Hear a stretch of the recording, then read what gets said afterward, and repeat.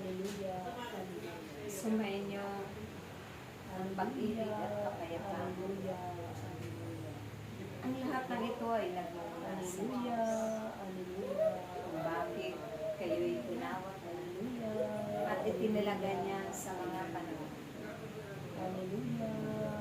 Kayong lahat ay malaon na itinakdang ng Diyos. Hallelujah. Magmula pa nung kayo'y nasa sinapupunan ng Hallelujah. Subalit sa marami ninyong kaabalahan, ngayong panahon, sa huling panahon ng inyong mga buhay, doon pa lamang kayo nakatuon sa kanyang kanya. Kaya't mapapalad pa rin kayo, bagamat nasa lapit-hap na ang inyong mga buhay.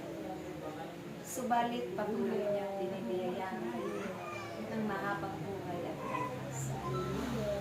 Binibiyayaan niya kayo ng pagkakataon upang mapaglingkuran niyo ang inyong mga kapwa. Higit ang Diyos na makapangyarihan sa lahat.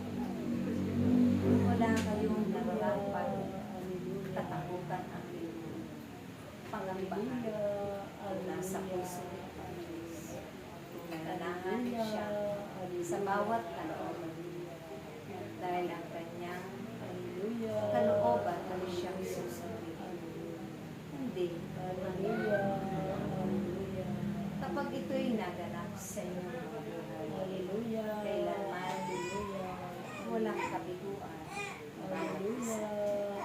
Laging tutugunin niya ang lahat-lahat ng inyong mga ipinapanalangin at inihiling sa kanyang banal na kalooban. Kaya, ang paggawa ninyo ay dakipan niyo lagi ng pag-ibig. Dakipan niyo lagi ng katapatan at katotohanan sa paglilingkod sa kapwa. Dahil sa pamamagitan nito, ang Diyos ang tamang daan ay doon niya kayo dadalhin. Hindi sa kaligtaan.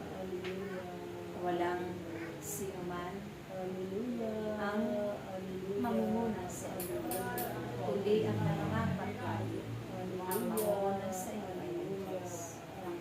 Dadalhin niya kayo sa mahinang kapag-isa na naroon ang lahat-lahat. Wala na kayong hahanapin dahil ang Diyos ay mayaman sa lahat. Kaya huwag ninyong alalahanin ang mga pang-araw-araw ninyong pangangailangan.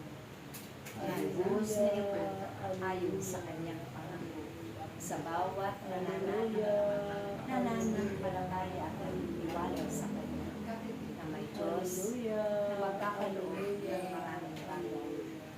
Kung kaya ating anak, ito nawa din ang inyong ipapaliwanag at ipapahagi pagkukuhanan sa inyong mga kapwa.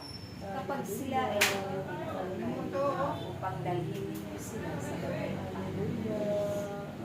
Malaw na silang hinahanap ng Diyos at pinananabigan ng mga tao upang sila ay matatakan ng banal na pangalan ng Diyos at maging isang tagapagligtas nang sa ganun ang kaawa-awa nilang buhay, ang mga kahirapan nila at iba pang mga pagsubok.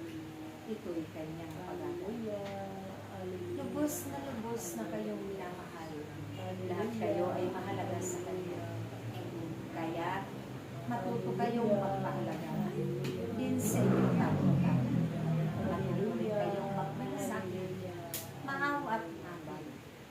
Matutuloy kayong magpatawa upang kayo ay kapabagay. Sa takdang panahon, ang mga pagpapagaling niya ay gaganting palagi. Maraming biyaya sa Panginoon. Isa lamang yan sa kanyang pangako.